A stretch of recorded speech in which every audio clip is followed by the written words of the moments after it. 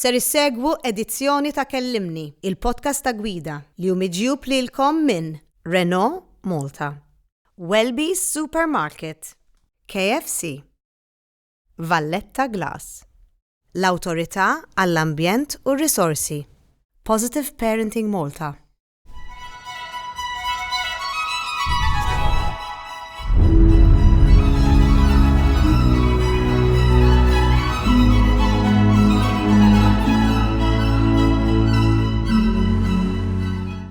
Welby's.mt, your favourite online supermarket. Free delivery on orders of €65 or more.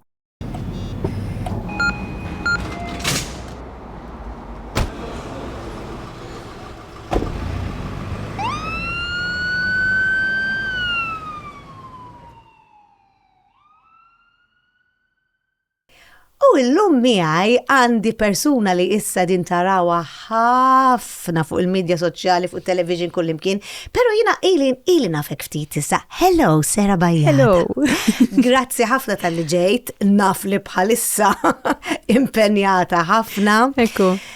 U kifat, aħna ovvjament lilek nafuk bħala prezentatriċi, nafuk fuq social media, tamel il-figolli, u kont għamilt ktibt il-kodba, jindem kont nħares li jkunajt. Di kif issib iċ-ċans. Tuħu l-sem kullimkien, tejt, inħost nibda sejra jiena xinna raħ fuq darek u għed tamel dawk il-hikes kolla, jiena sejra immissa nafuk ovvjament frol ġdid minħabba relazzjoni tijak ma' Alex. Pero, qabel ma nifukaw naqra fuq On the today. Mini Sera, meta kont zaħira, min kont, kif kont l-iskola, kif kont ma sħabek, xkont toħlom l-issir?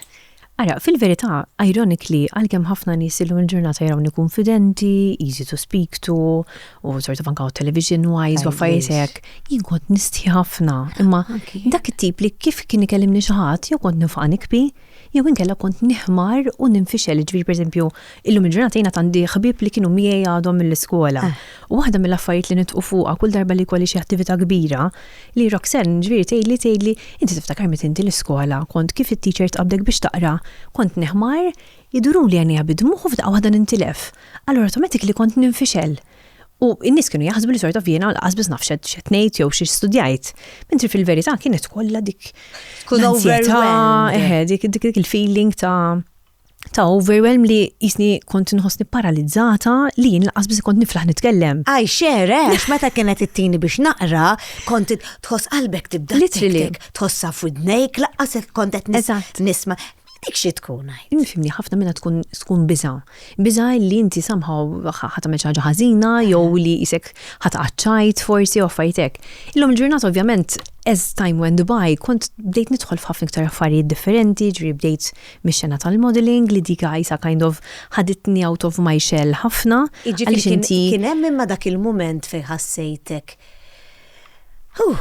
Imbdilt jew hekk. Naħseb iktar milli kien hemm moment fejn drastically nbdilt, it was a process li jiena slowly isni bdejt isni nħossni ħafna iktar konfidenti, sirt naf iktar jiena min jiena, anka jiena u nikber pereżempju kien hemm ukoll fażi fejn pereżempju kont nagħmel ħafna make-up u hemmhekk kont isni nipprova ninħeba taħt persuna differenti. Kemm kellek żmien? Dak iż-żmien forsi kelli dawk l-18, 19, 20, ġri kien iż-żmien li jiena bdejt television.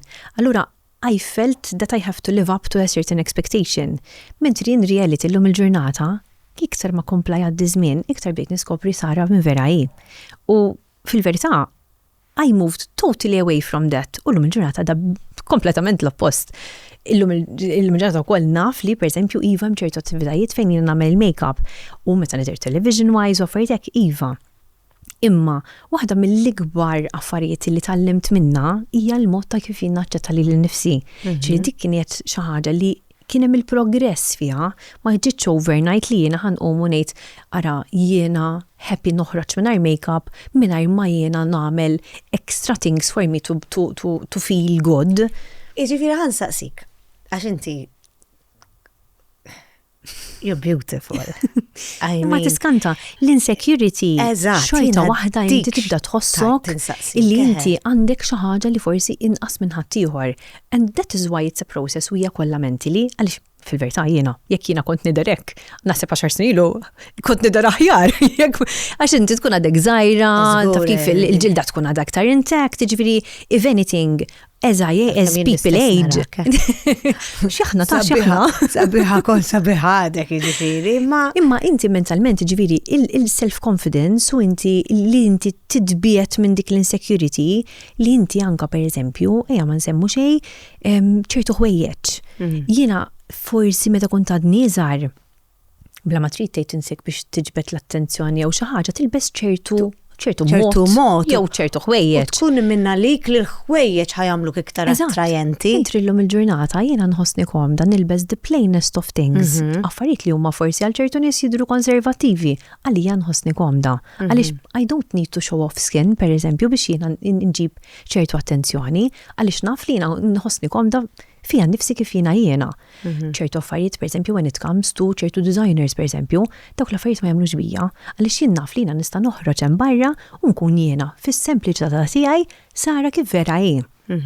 Imma ovvjament it takes time for you to identify ukoll inti min inti bħala persuna. Naħseb it takes time ukoll li inti tagħmel dak l-evaluation u tidħol il-ġewwa għax forsi min qed jarana jgħid mhux bil-fors titkellem hekk isa pupa għandha figura ma tpenġijiex, imma tiskanta jiena nixtieq ninnormalizza li persuna tara sabiħa kemm tara sabiħa f'għajnejk dik il-persuna kif qed tajt inti issa għandha l-insecurities u l-struggles tagħha. Anke minħabba ċertu esperjenzi li ngħaddu minnhom u inti naf li għaddejt minn esperjenza tqila, inti l-ewwel ħaġa li tagħmel tares fil-mera u tajt imma jiena hemm xi ħaġa ħażina fija. Issa terġajina dik għaddejt minna darbtej kważi. Għaddejt minna meta kelli l-sem eżatt. And that was one of the biggest learning curves li jiena pereżempju kont nipprova nikkompara lili nnifsi ma' social media. Social media l-lum il-ġurnata, meta inti tqabbel lilek innifsek ma' xi ħaġa issa l-lum terġgħu tgħid to a certain extent anka bl-AI ġerna out of control. I am comparing myself to something that is curated, ġridin persuna. Perfezzjoni. Et tuħu ritratt, et tanalizza ritratt huwa perfett għalija. Allura, ovvjament, jiena li ħan nipperċevih bl-istess mod.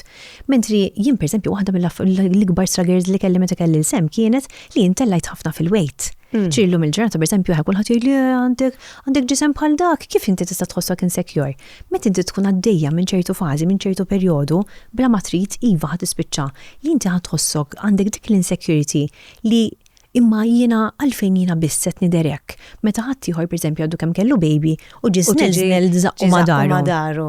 Mbagħad inti taħdem. Dawn huma affarijiet eżatt, mbagħad inti terġa' tgħidha kif kont għadni l-ġim. Fil-ġim jiġifieri iktar kelli qisu dik il-kind of pressure to bounce back into normal. Allura minn hemmhekk anzi tallimt ukoll il-bżonn ta' kemm aħna għandna bżonn nitkellmu fuq dal-affarijiet. Din tal-bouncing back l-istess li aħna bħala nisa we are expected li aħna ġisimna jinbidel. Ġisimna sena kważi literally jikber biex namlu spazju għal-baby. Ġviri, l-ikbar ħaġa li nixtieq li l-nisa u ġviri, l-lum il-ġurnata anka jkellmuni ħafna mothers li għadhom kellhom il-baby b'domlu li għax inti kif erġaj ġejt lura daqshekk malajr. Indrom jiena kien proċess. Dan ma nsax infaqqa subajja u jiena f'daqqa waħda nerġa' naqqas il-weight kollu. U jekk isir hekk, ħajkun hemm ċertu repercussions health-wise li mhumiex rekomandati. Ġifieri anke meta jkun hemm ċertu affarijiet fuq social media irdu noqogħdu attenti aħna x'qegħdin nassorbu bħala kontenut. It-tieni fażi tiegħi mbagħad kienet meta jiena ovvjament għaddejt mis-separazzjoni tiegħi. Għaliex inti qed tispiċċa mbagħad tibżejt imma jiena kelli xi ħaġa ħażin, imma forsi għax m'iniex ħelwa biżejjed, imma forsi għax il-karattru tiegħi għandu xi problema. Ġri again hemmhekk inti qed tgħaddi minn dak il-constant turmoil fejn inti you are questioning yourself u ma tafx għal xiex ikunu ġraw ċertu affarijiet. Għalfejn pereżempju qiegħda fis-sitwazzjoni li qiegħda. Imma mbagħad ix-shift tiegħi kienet b'dawn iż-żewġ instanzi li ġew vera viċin. Użajt dawn il-perjodi fejn jiena kabbart il-Sara minn ġewwa. Eżatt. Jiġifieri meta kont immur il-gym, meta kont qed nagħmel it-therapy, meta kont qed nagħmel l-affarijiet, kont qed nuħu ħsieb il-well-being tiegħi mhux biss physically, imma l-iktar ħaġa importanti mentalment biex jiena nkun naf li isma' you are fine exactly as you are. It's not about you, it's about the situation in general. U mingħajr ma noqgħod nipponta subajja li għax ġara hekk, jew għax ġara hekk, jew għax xi ħadd tagħmilli hekk, imma iktar jien illum il-ġurnata fil-kapaċità tiegħi kif ħaniħendilha s-sitwazzjoni. Jekk jiena nerġa' ngħaddi minn ċertu insecurities, kif ħanoħroġ minnhom iktar malajr? X'ħan nagħmel għalija nnifsi that I will get back to my own original way li Sara tkun all right. Persempju għandhom minnhom dik hija l-exercise jiena għalija. Eżatt, release of endorphins. Meta jien nkun għaddejja minn żmien pereżempju nkun stressjata, ovvjament anke pereżempju bla dubju il-kariga telix iġġib ħafna stress. Allura llum il-ġurnata kważi ngħidlek imnallaġġraw l-affarijiet li għaddejt minnhom għaliex dawk l-affarijiet għallmuni u ġabuni l-persuna li jiena llum. Li anka ir-reżiljenza, jiġifieri li inti toħroġ minn ċertu sitwazzjonijiet li kont jiena bħalhom u naf ħafna li sfortunatament għaddejjin mill-istess affarijiet li ħaġa li jgħidu li ma kif irnexxielek. Kif irnexxielek dik kont ngħidlek taf kemm nirċievi messaġġi. Ħafna nies jisaqsuni Mel kif tibqa' għax jiena wkoll għaddejt minn ħafna nikteb ħafna fuq social media u dik hija ħaġa li jisaqsuni ħafna Mel kif tibqa' daqshekk pożittiva, kif tibqa' sejra. Jiena lil dawn in-nies ngħidilhom jiena isimaw mill-li għattajt Sara, għax jiena l-istess kif għattajt inti.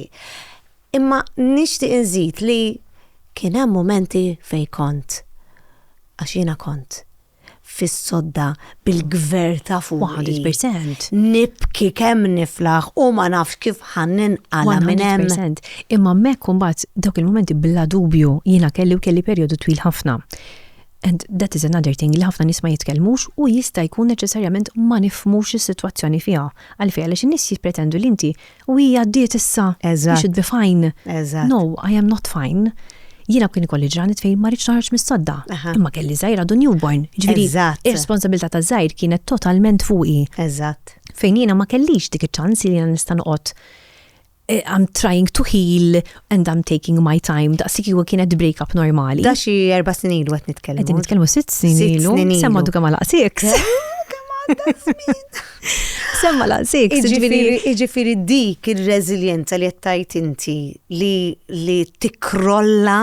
Il-reżiljenza hija il-fatt li inti you actually hit rock bottom. Eżatt. Issa, ir-rock bottom tiegħi kien il-fatt li jiena tlift il-ħajja li dejjem immaġinajt li kien ħajkolli. Għaliex inti ovvjament bla dubju jiena żewweġt, whether I like it or not, kont diġà fil-medja, fix-xena tal-medja ġifieri kollox kien kulħadd jaf li jiena dikemm iżewweġt, u mbagħad kelli l-baby, kulħadd jittewgura li fuq il-baby, f'daqqa waħda jiena kont dejjem separazzjoni. Ġifieri whether I like it or not, my reality got blown.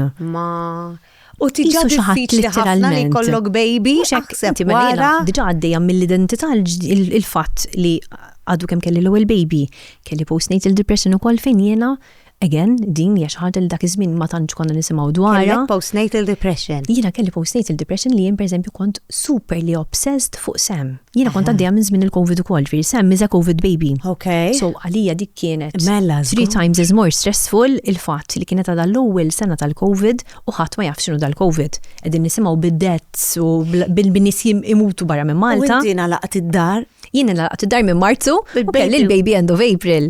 Ġiena kelli proċess ħieħ fejn jiena mentalment ukoll kelli ħafna insecurity għal fatt li ma nafx ħajjiġri, ma nafx kux ħawellet waħdi, ma nafx min jista' jiġi jarani, u infatti għaddejt minn dak il-proċess ukoll li sem pereżempju żammewli ġimgħa sieħa l-isptar. Okay. U jiena dal-baby ma rajtux għax kellu s-sufejra. U jiena l-ewwel ftit ġifieri ma stajtx nifhem. And I couldn't comprehend li dal-baby mhux ħajkun miegħi. U niftakarni nikbi u l-mamma tsammi li Sara this is something normal. Din hija normali li l-babies ikollhom sofejn. Bdiet nagħmilha le ma ħajħduhuli l-baby ħajħduhuli mhux se jkun miegħi. Ġifieri bħala il-biża li inti qas taf x'qed jiġri is beyond you. Naf. Meta taqqat daw l-affarijiet kollha, it was a recipe for disaster. Ġifieri inti qed titkellem qed tagħmel l-affarijiet literalment waħdek diġà. COVID ovvjament m'għenix, il-fatt li ma jkollokx is-support mhux jitfak il-baħar jitfek below the ground. Li inti literalment ħajtek inbidlet ta' taħt fuq. Għand kelli l-biża wkoll li jiena minħabba li kont naħdem il-ġim kien magħluq. Jiġri għandek ukoll finanzjarjament mhux hekk. Dik il-worry fejn inti tibżejt ma jiena x'ħajqbad jiġri minn ħajti. Għandi baby ġdid fid-dinja. Il-pjanijiet kollha li kelli sejna to be fair, thank God dejjem kont bil-qab bil-flus, dejjem ħdimt ħafna, so isek tgħid imma għandi dik in-naqra taf kif dawk in-naqra flus li tfajt hemmhekk. Ħdimt tal-jum int fuq kollox ovvjament biex inserraħ moħħi għal meta jkolli il-baby. Imma bla dubju xorta taqa' f'punt fejn tgħid imma jien x'ħan naqbad nagħmel fajti. Kif ħan ikkopja? So dawk il-ġranet mhux ma kellix, kelli ħafna minnhom. U ironically, if you had to ask me, jien ngħidlek għamilt l-ewwel good 2 years mill-ħajja ta' Sem, I was on survival mode għalfejn għax kont naf illi għandi dan il-baby li akkosta kollox irid nibqa' dejja.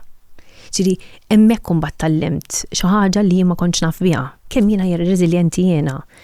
U in hindsight, ovvjament li jkollok pereżempju l-mami il-ħut hekk jissapportjawni, that is the biggest glory I had. Għax kelli nies li vera din jifhmu minn xi għaddejja, jadruni u jgħinuni.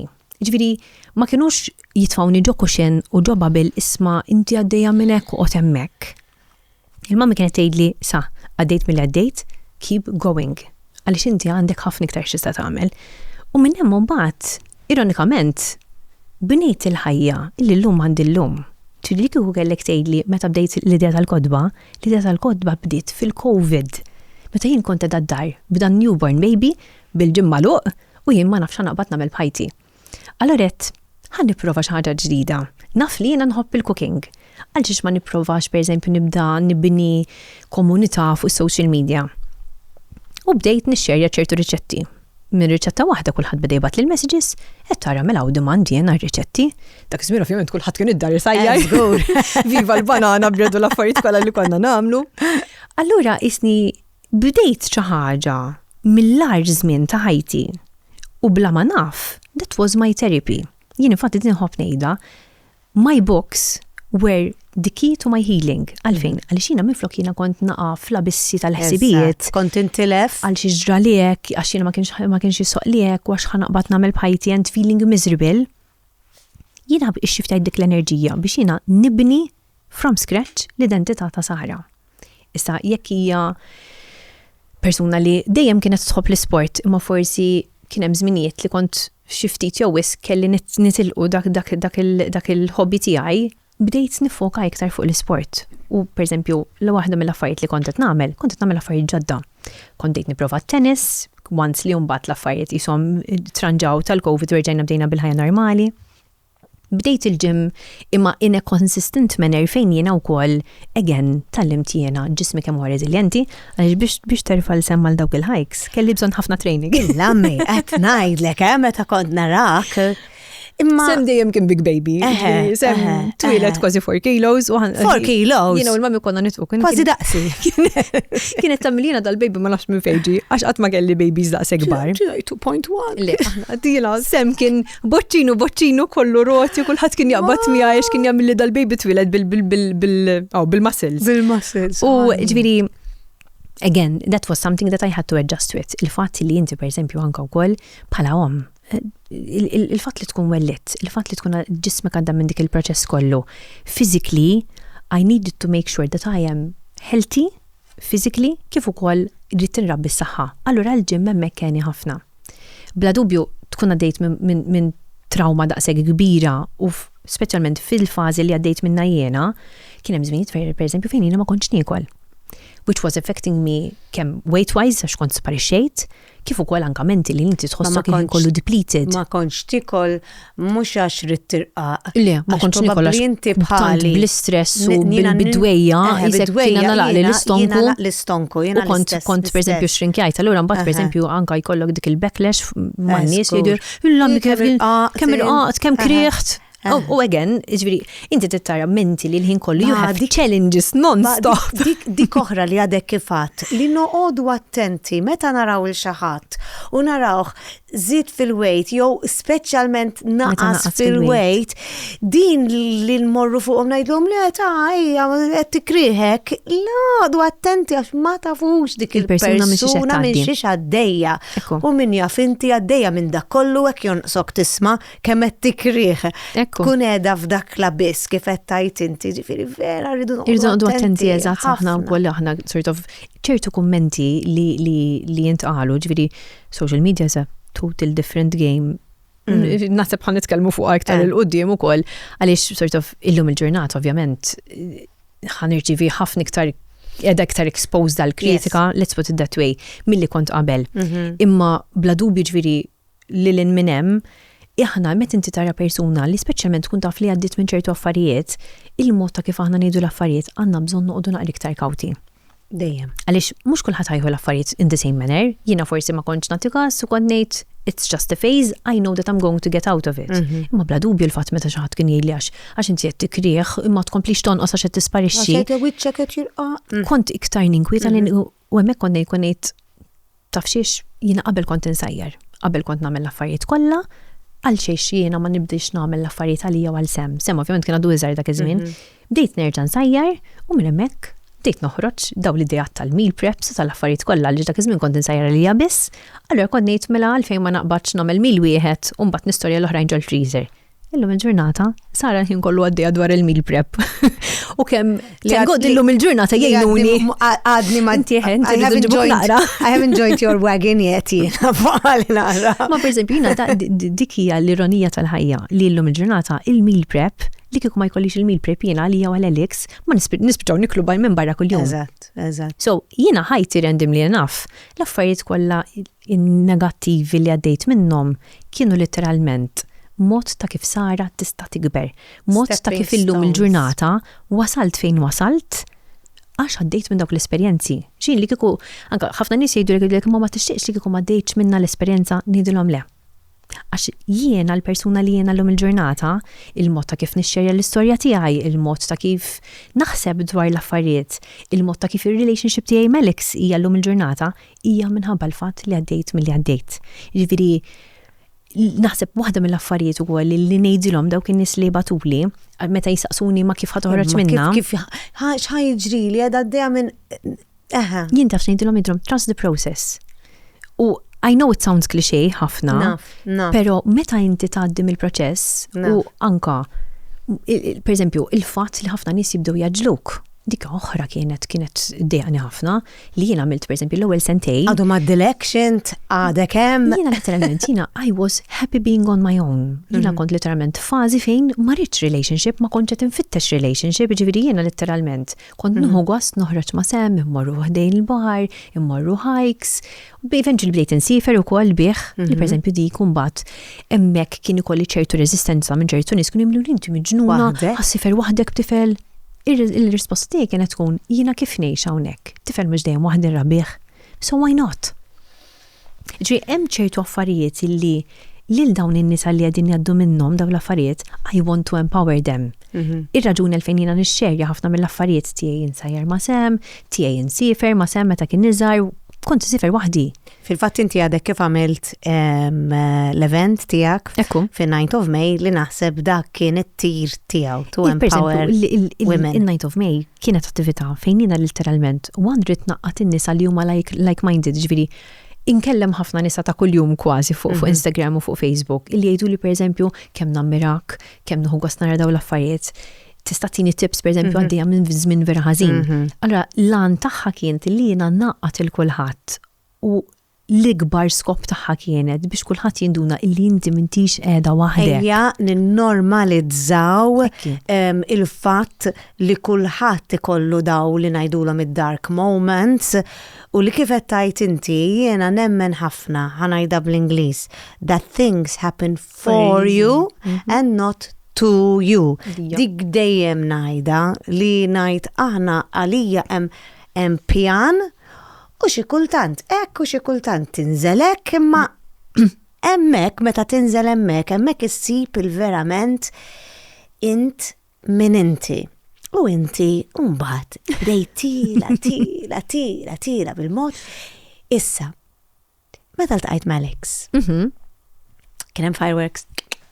Le, Alex ġobni mill-ewwel. Ġifieri bla dubju iva. Għalkemm ma kontx kemm kont lesta li tafda raġel ieħor? It was very hard. Truth be told, jien ltqajt Alex per esempio f'August.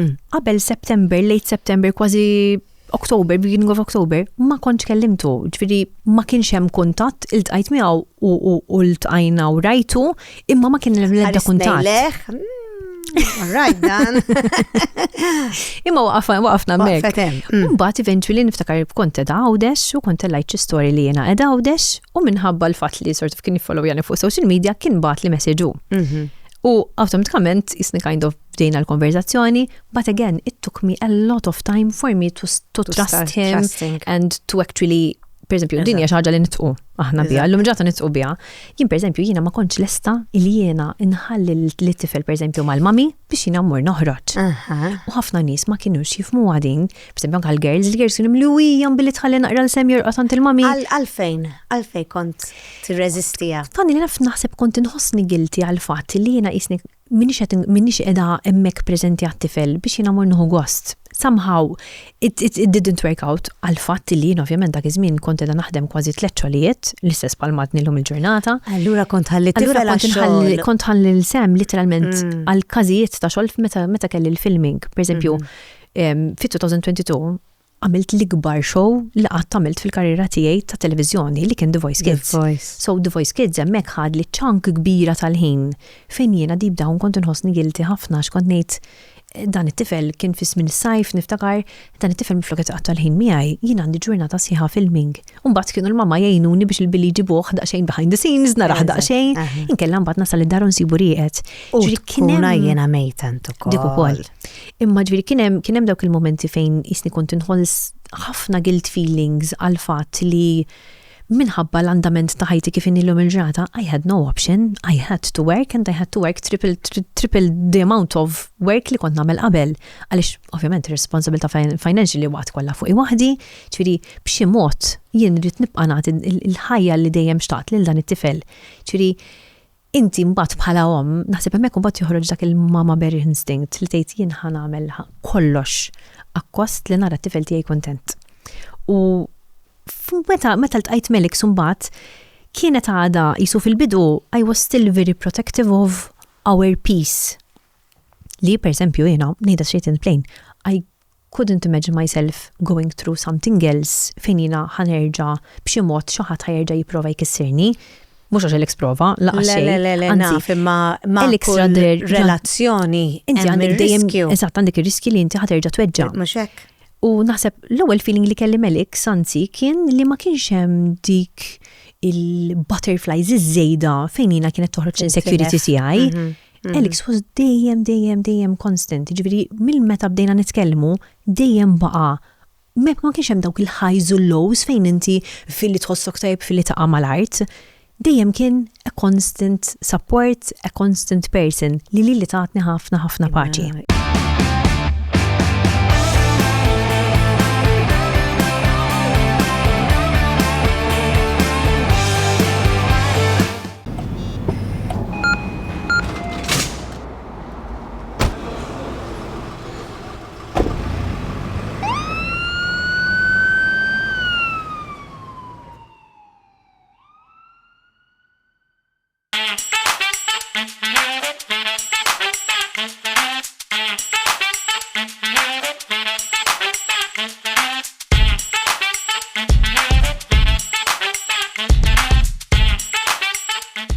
Jiena naħseb li inti ġejt f'punt f'ħajtek li kont tiltaqa' ma' xi ħadd li llum tak 100 u għada tak 50. I would just leave.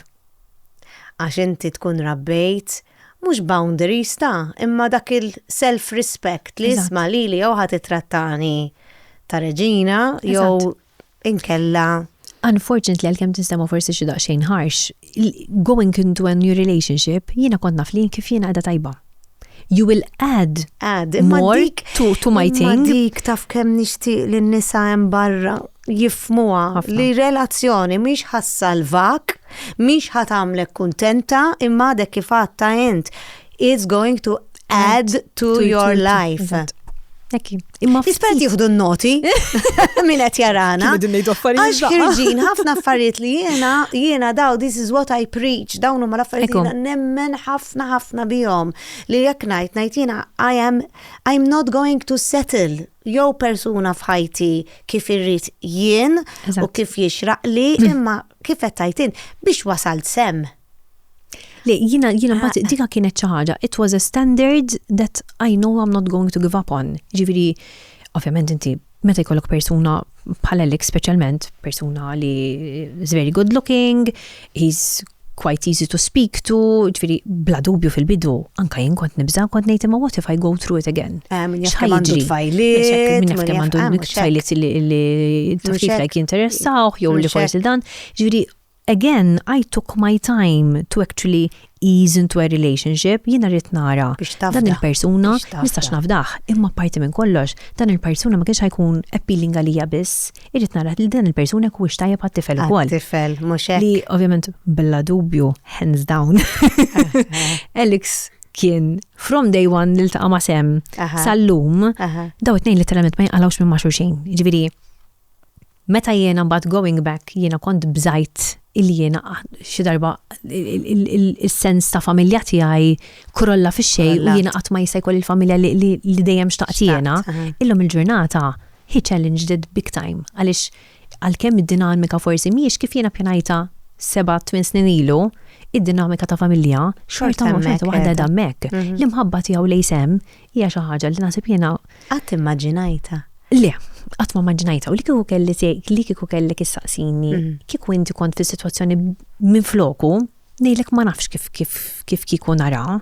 Ġvirina, l-apprezzament u l-admiration li għandi għal Alex għal-fat li l-isem jaduraħ literalment.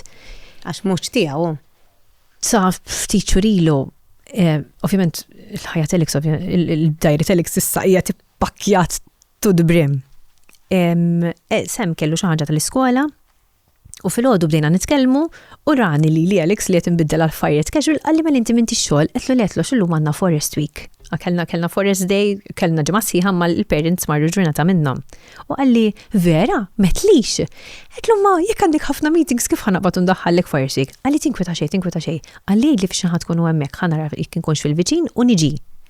U jien hemmhekk dak huwa l-ikbar ħaġa li ħaturini li inti vera tħobbni għaliex jaf kemm huwa importanti Sem, jaf kemm għal Sem ukoll it-tmiem żelott li huwa hu preżenti u li tara illum il-ġurnata il-kap tal-oppożizzjoni jidħol bis-sut ġoala hemmhekk jiena that is telling me li inti qed hemmhekk mhux għax kellek il-ħin u mort, but you're going out of your way. You're making an effort just to be there for my son. Li għalija, hands down, hemmhekk tirbaħ kull expectation li qatt kelli, ġifieri u maġra ġarba u ħafna mill-forsi biżat li kien ikolli fil-bidu kienet illi it's easier said than done, all right, ħatejli li ħadd taċċetta li t-tifel, but till what extent? Fil-bidu hekk moħħi kien jaħdem, għaliex forsi anka wkoll meta ovvjament speċjalment meta l-persuna ma jkollix tfal tagħha. Eżatt, inti dik hija fattur ieħor li inti sort of dan il-bniedem literalment qaleb ħajtu ta' taħt fuq u ma kellux iċ-ċans li jkollu lil Sara d-fan Sara, delayed back Sara mingħajr Sem. X'aħna isu fil-bidu li konna niltaqgħu Sara kienet tkun weħida. But eventually once li beda jiltaqa' ma' Sem u limitat u l-ħin dik oħra, il-ħin tiegħek. Il-ħin tiegħi kien dejjem limitat. Ġifieri l-terment kont niltaqa' Alex ma stajt wara l-filming biss. Eżatt, ma tistax tajt ara ħanamlu weekend immorru hemm nagħmlu hekk. Forget it. No. Ġifieri mbagħad u anke dak huwa fattur ieħor għaliex pereżempju llum il-ġurnata Sem huwa parti minna. Ġifieri anke meta aħna konna din nieħdu din deċiżjoni flimkien ta' whether or not Alex should actually go in for it fis-sajf li għadda, l-ewwel ħaġa li qalli u dan huwa messaġġ li għandi literally screenshot tiegħu u qatt ma ħan iddilitjah hija sa taf x'in il-biża' tiegħi li ma narax il Sem jikber. U dik għalija fisret kollox. Which part of you does it touch? il-fatt li laqas naf nispjega, il-fatt li kien lest li kieku jinetlu le, kien lest li ma jidħolx għalija ġast tal-imħabba tat-tifel.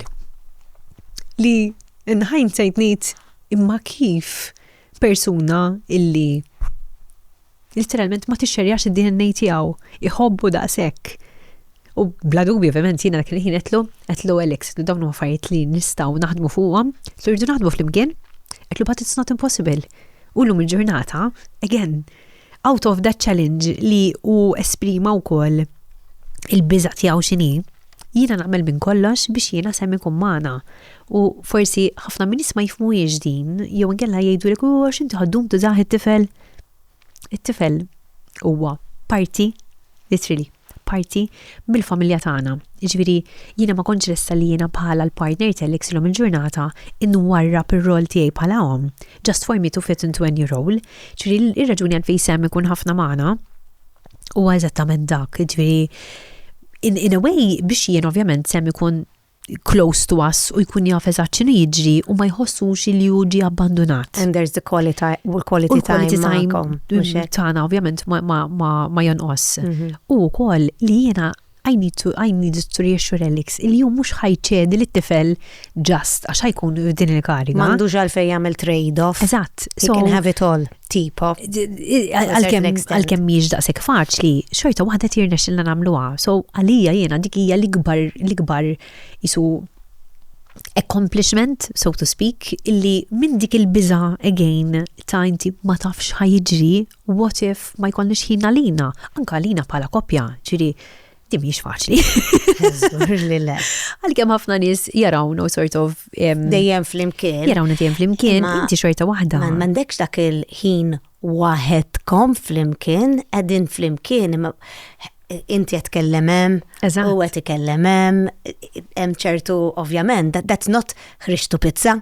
Eżatt, plus li inti l-ħin kollu llum il-ġurnata tanti kollok pressure, tanti kollok affarijiet li titlaħaq magħhom, meta aħna naslu d-dar, literalment ġili nibdu nħarsu lejn xulxin kisna ġiż zombies u mbagħad nifaqgħu nitqu ngħidlu Alex nitlu norqdu u nitlu norqdu. Ġranet pereżempju, illi jiena nilħaq norqod qabel Alex għalfejn għaliex ir-rutina tiegħi mhix neċessarjament dejjem l-istess bħal tiegħu. So these are all things that I had to take into perspective fejn inti you have to do an extra effort. Mhux effort. Le anke għax anke ir-relazzjoni kellha tuħu naqra a back burner fis-sens li kif qed ngħid tmorru pizza flimkien. Għandkom iċ-ċans. Dawk ikunu pjanati. Bil-fors trid tippjanawhom imma. Nippjanawhom. Aħna tnejn aħna sort of konna nafu that we have to put in the work into the relationship for it to work. Ovvjament, sfortunatament, bej l-affarijiet li għaddejt minnhom jiena, bej sort of affarijiet li għadda minnhom Alex ukoll, it-tnejn li aħna we are very aware of how to build into a relationship. Li relationship mi mingħajr xogħol, relationship li inti tiġi complacent, tiġi taqgħu minn kollox, it's never going to work.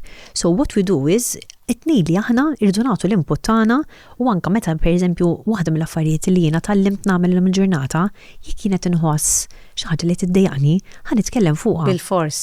Mentri din kienet xi ħaġa li qabel kont nibża nagħmilha, qabel kont ngħid li ħalli ma naqlax ġlied. Ħanqod kwieta ma ħalli ma naqlax ġlied. Imma ukoll naħseb illum il-ġurnata tinduna li ukoll sforz tal-persuna forsi li kont f'relazzjoni magħha ma kienx tagħmlek biżejjed komda biex inti ħossok komda biżejjed biex inti tajt isma' din qed iddejjaqni u din ukoll oħra li nixtieq min qed jismana f'relazzjoni huwa importanti ħafna li inti ħossok mhux bis-supported imma li tista' titkellem u tajt isma' din qed iġġelni inħossni hekk u you feel heard. Eżatt. And seen. Dik li naħseb waħda mill-iktar affarijiet u l-iktar components illi llum il-ġurnata napprezza illi one Alex ovvjament se jafni inside out. Meta xi darba nkun daqsxejn uneasy, jekk pereżempju qabel proġett ta' Puttino, pereżempju, infqajt nikbi bikja u beda milli sa ħajr nexxielek. Toċ tinkwieta b'xi mod jew ieħor ħajr nexxielek. So that reassurance li mdanejt imma kif jemmen fija daqshekk meta jien stess ġieli xorta waħda jkolli dubji. And that is what I would need. Ġifieri fejn qabel kont literally on survival mode li jiena rrid nibqa' dejja kosta kollox għax m'hemm ħadd u m'hemm ħadd who turn to in your ground egging you on. Illum il-ġurnata għand li l-Alex li għalija huwa support kbir. Ħafna mid-drabi n-nies jgħidu li għax you are his backbone. Guess what? He's my backbone as well. Li huma forsi affarijiet li ma jidrux daqshekk, imma għalhekk kumbat isek inti titsi persuna li tikkumplementa lil xulxin. Ġifieri dan mhijiex xi ħaġa li jien pereżempju jiena qiegħda hemmhekk ġast kemm nissapportja lilu, aħna nissapportjaw il xulxin. U nifhmu wkoll li pereżempju bħalissa f'ħajjitna hemm waqtiet fejn u jrid jagħti daqsxejn iktar input fejn nista' jgħin lili, ħajkun hemm waqtiet fejn ovvjament jien bla dubju bħalma ġara s-sena l-oħra fil-kampanja jien kelli nċeddi daqsxejn mill-affarijiet tiegħi u nagħti iktar input jien fejn nista' ngħin lilu. Imma waħda mill-affarijiet ukoll li tallimt along the way hija illi il-ħajja ħad evolvi. Il-ħajja għandha l-stages jien nara. Pereżempju s-sena l-oħra, again, inti ħaterġa' tgħaddi minn xi ħaġa oħra fejn ngħid imma se jiġri mill-identità tiegħi. Jekk jiena ħanċedi pereżempju il-television, il-social media, ix-xogħol tiegħi, ovvjament bla dubju llum il-ġurnata ir-rol tagħna joħodod li ħafna ħin. Anke forsi l-perċezzjoni tan-nies ħadd inbidel fuqek ukoll, ħajkollok nies li jħobbuk, ħajkollok nies li ħajjippruvaw jaqbdu miegħek. U dik kienet ħaġa totalment ġdida lija għaliex qabel dejjem kont ovvjament impartial u dejjem kont getting forsi positive feedback biss, illum il-ġurnata isek għal ċertu nies tagħmel x'tagħmel dejjem ħataqlaħħa u dejjem ħatispiċċa on the negative side. Kif tgħixha dik? Fil-bidu kont ngħidlek just ma narax il-comments u naħrabha. Imma it was an ostrich effect fejn jiena qisnet nipprova naħrab mir-realtà. Illum il-ġurnata qiegħda nifhimha. And this doesn't come on its own. Again, ikun hemm ċertu waqtiet fejn jien pereżempju jiena therapy żammejta throughout. Mela. We are very aligned kemm jiena u kemm Alex u nitkellmu openly dwar il-mental health. Mela. U din hija xi ħaġa oħra pereżempju, m'għandniex għalfejn nħossuna illi qegħdin nagħmlu xi ħaġa ħażina jew xi ħaġa to be ashamed of għal fatt li aħna nirrikorru għal professjonisti għat-terapija. Għaxxejn. Jiena therapy if anything mhijiex ħattini s-soluzzjonijiet imma ħaġġelni naħseb. Retrospection. Ħaġġelni nifhem. Mhux hekk. Allura jiena mbagħad illum il-ġurnata sirt naf nifhem. Imma dawn il-kummenti għal xi qegħdin jiġu b'attakki diretti li lejja u lej il-familja tiegħi. Jiena kif ħanifhem u kif sort of ħanħalliha timpattani. Ħatkissirni?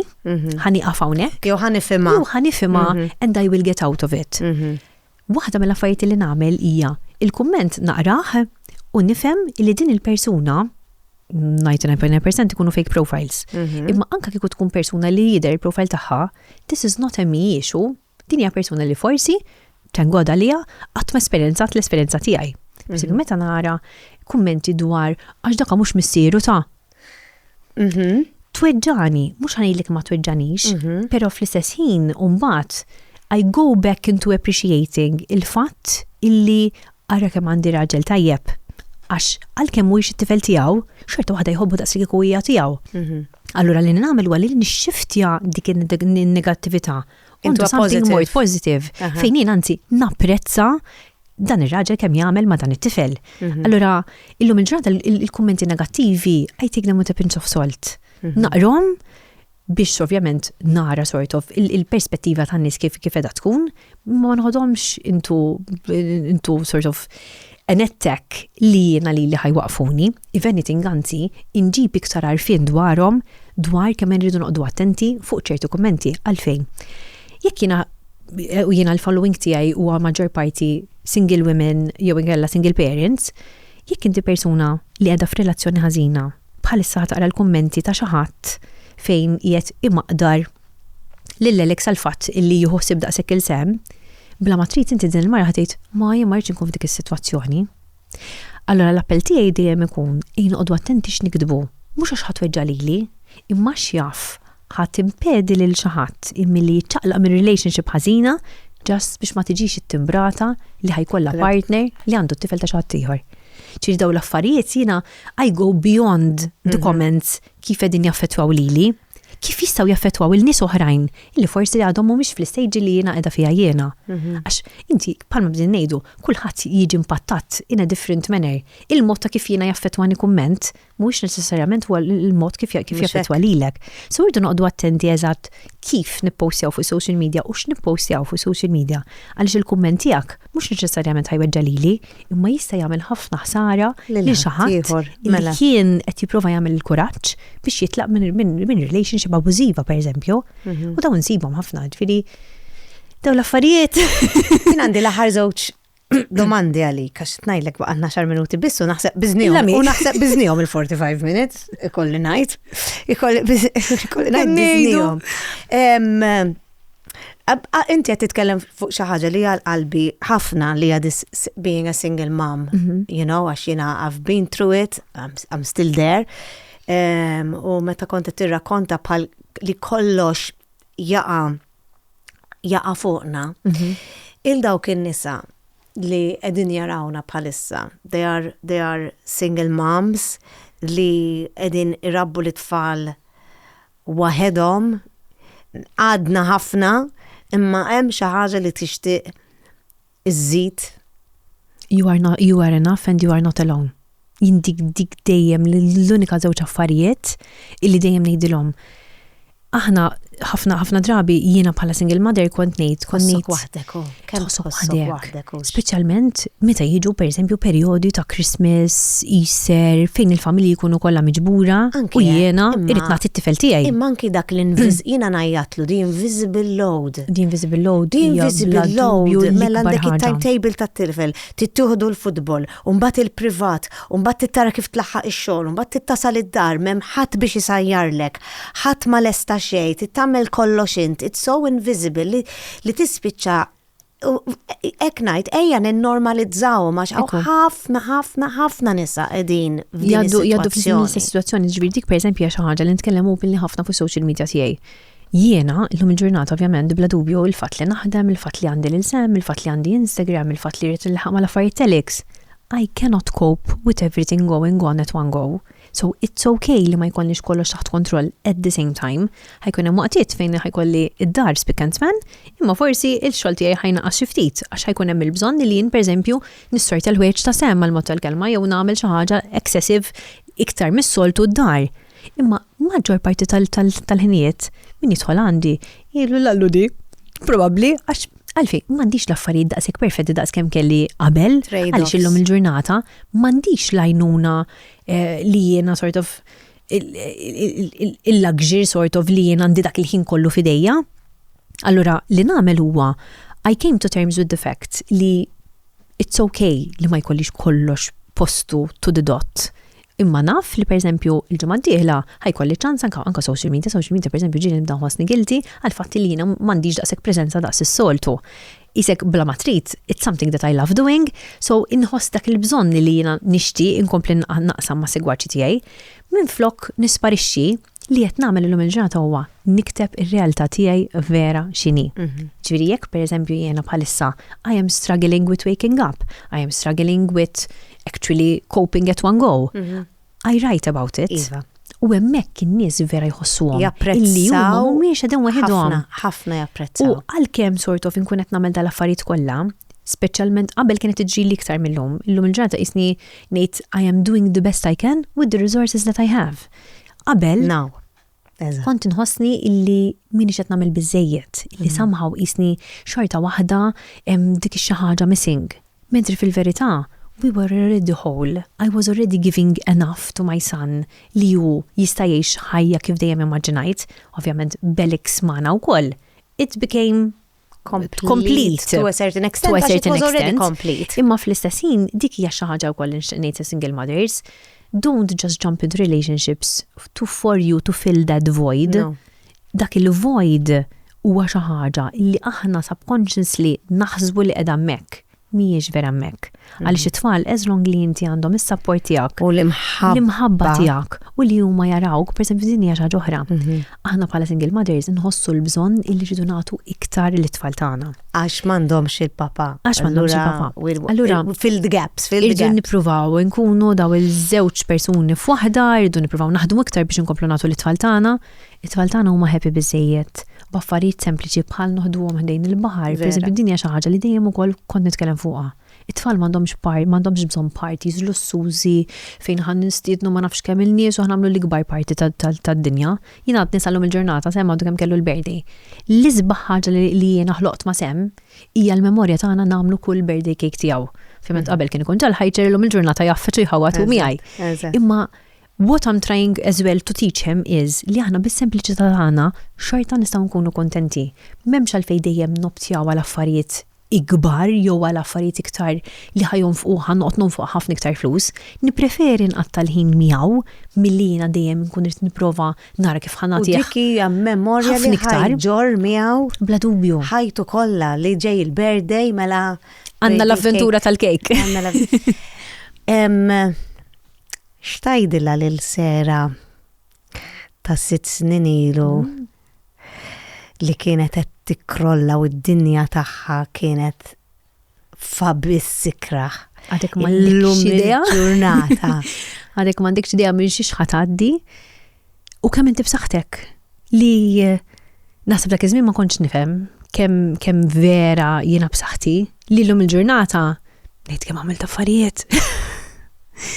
Imma meta tgħaddi minnha u meta actually tasal f'punt fejn tifhem da kollu li għadda li għaddejt minnu u tammira lilek innifsek sabiħa ħafna. Ħarġet tiġġelni nikbiel. U tbikkilili. I feel you ħafna. U dak hija xi ħaġa li forsi jiena wkoll qabel ma tantx kont naf nirrelata magħha. In the sense, again, kont ngħid I need to do more. Illum il-ġrata ngħid ara kemm għamilt. I am enough. Eżatt, ara kemm irnexxi li nagħmel affarijiet waħdi bis-saħħa tiegħi. So, yes, I am enough and I managed. Grazzi. Thank you. Grazzi ħafna tal-autentiċità li ġib miegħek u naf biċ-ċert li min qed jarana u forsi qiegħed fis-sitwazzjoni li għaddejt minnha inti naf li tajnihom kuraġġ għax jiena dejjem ngħid just keep moving forward. Ekku. Keep moving forward. Grazzi ħafna, għandi xi ħaġa żgħira lik. Għandi vażun ħellu. Grazzi ħafna lil Valletta Glass. Thank you. Dal-color actually il-color favorit tiegħi. Blush. Teals. Pariċċajnejk. Thank you. Għawek għandek fiha grazzi lil Taxbix Perfumery, l'amour, l'alik l'amour. U nasib di palissa għandek bżonna, tajjeb. Kemm għandek ċans ma nafx, imma għandek bżonna, tajjeb. Għandek trattament għawek grazzi lil Majo Kaspas. Thank you. Forsi tmur tirrilassa ftit. Xinajlek, grazzi ħafna li ġejt, I know that you're very, very busy, grazzi ħafna li samt, u jiena ċertissima li min kienet jarana, ma jarax forsi ma kienx jafek, illum il-ġurnata, mhux qed jara il-persuna li jint bħalissa, imma jifhem il-persuna li sirt. Eżatt. U sirt din il-persuna sforz tal-affarijiet kollha li kisruk, li għajjewk, li tormentawk, għax jiena naf. Konna nitkellmu ħafna u kont imur id-dar u kont ngħid imma kif. Imma here you are. U jalla dawk in-nisa kollha li din jaraw din il-podcast u għaddejjin minn dak iż-żmien, jalla jsibu dik is-saħħa u dik ir-reżiljenza biex mhux biss jgħaddu minna and they will be surviving bħalma kont jiena fl-ewwel sena, ħajkollhom dawk il-perjodu, imma ħajkollhom iċ-ċans ukoll that they will thrive. U hemmhekk ħajġilhom bħalma tiġili jiena llum u ngħid kwas kemm irnexxieli nasal avolli għaddejt minn dak iż-żmien u why not ikollhom il-sorta fil-futur u l-ħajja li dejjem xtaqu huma.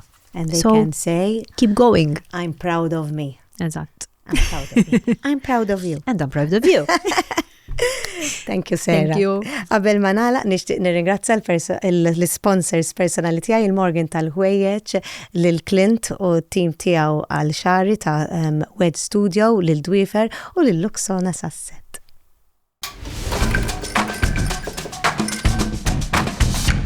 Għadkom kif segwejtu kellimni, il-podcast ta' gwida li jum iġġub lilkom minn Renault Malta, Welby's Supermarket, KFC, Valletta Glass, l-Awtorità għall-Ambjent u r-Risorsi, Positive Parenting Malta.